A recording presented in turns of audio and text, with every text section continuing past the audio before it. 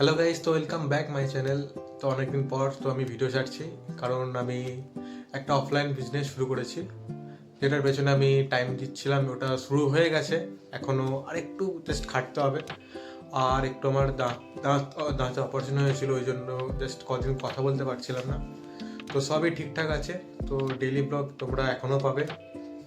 দেন তার সাথে সাথে আমি যে বিজনেস করছি সেটাও তোমাদেরকে আমি শেয়ার করবো, যে আমি একদম লো লেভেল থেকে হাই লেভেলে কী করে যাচ্ছি আমি। আর বিজনেসটা তোমাকে আমি আগে দেখাচ্ছি, চলো গাইজ। এটাকে বলে কভার ব্লক। আমি এটার বিজনেস করছি। এটা মেনলি ইউজ হয় যখন কোনো বাড়ির ছাদ ঢালাই হয় বা বাড়িতে কোনো বিম ঢালাই হয়, যেখানে রডের কাজ হয় ওখানে এটা লাগে। এটার উপরে রডটাকে এমনি করে চাপায়, তাতে নিচে গ্যাপটা হয়ে যায়, মানে রডটা আর রড আর মানে কংক্রিট যেন ঠিক লেভেলের পায়। এটা ওই জন্য এই কভার ব্লক ইউজ হয় ছাদের মধ্যে। প্রথমত আমি ছাদের মধ্যে আমি সব বানাচ্ছিলাম, এর ছাঁচ ফাঁচ সবই আমি কিনে নিয়েছিলাম ইন্ডিয়া মার্ট থেকে। আর পেছনে যে জায়গাটা আছে আমাদের, এখানে আজকে আমি সব এখানে শিফট করেছি, যে এখানে হ্যাঁ গাইস, এখানে কুকুরে দেখো,